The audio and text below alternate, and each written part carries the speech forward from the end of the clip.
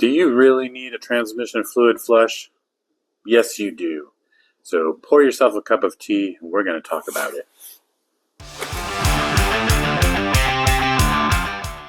I'm a big fan of automatic transmissions. I like the way they are designed, and generally speaking, they can last twice as long as a car's engine. But in order to do that, they have to be properly maintained.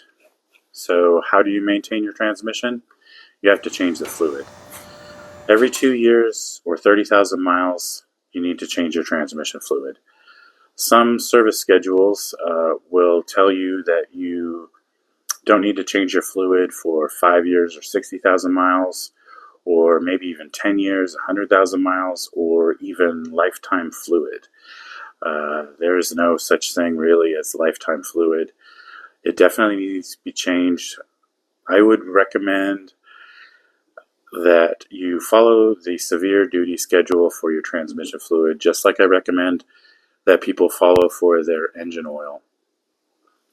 I know here in Kansas City we have winters and hot summers, and if you drive your car in the winter when it's below 32 or in the summertime when it's above 90 degrees, you actually do fall into the severe duty schedule. So I would recommend changing your fluid according to that schedule, which is going to be a lot lower mileage. So the cost involved with a full transmission flush can be kind of high. It's a lot higher than an oil change. The process takes 11 or 12 quarts of transmission fluid in most cases, and transmission fluid costs more than engine oil. So the price is kind of high, and that could be a deterrent for people to want to change their fluid, but you really should do it. And I would recommend doing every 2 years, 30,000 miles in most cases. Sometimes the service schedule will tell you that you don't need to change your fluid for the first 5 years or 60,000 miles. And then after that, they want you to do it every 2 years or 30,000 miles. That's pretty common. So on a brand new transmission, they can go a little bit longer, and then the fluid still looks good when it comes out during that first change. So it might be all right to do the first one a little bit longer. But as the transmission wears, the fluid starts to break down faster. So that's when you want to definitely get on the 2 years, 30,000 mile plan. So understanding that the costs involved with a full transmission fluid change can be kind of high.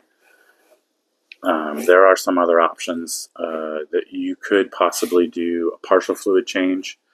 If your transmission fluid pan has a drain plug, you can actually drain the fluid just like you would during a regular oil change, and then replace the same amount of fluid that you took out, which usually amounts to about 3 or 4 quarts. So by doing this, you can at least change some of the fluid, and I would recommend doing this on a car. Let's say you buy a used car with high mileage and you don't have service records for the vehicle. You don't know when it's been changed last.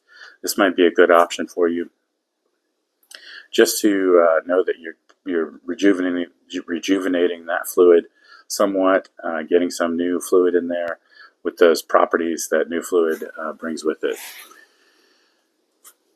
If your car has a filter that needs to be replaced, you definitely want to do that. In those cases, the transmission fluid pan comes off, and the gasket and the filter get replaced. So you definitely want to do that according to your schedule. A lot of cars don't have a serviceable filter that you can replace anymore. So in those cases, you can just change the fluid. A lot of cars don't have drain plugs. So the only option really is to use the cooler lines, hook those up to a machine, and pump in new fluid and pump out the old fluid. So that's the best option, is a complete fluid flush. That's probably 11 or 12 quarts.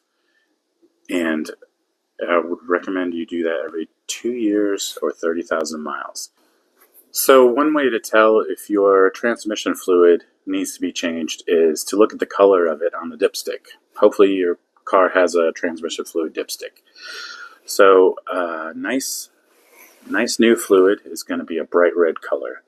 That means that the fluid has been changed recently. So if you bought a high mileage car with no service records and you're curious about the transmission fluid, the color will give you a strong indication of how long it's been since the transmission fluid's been changed.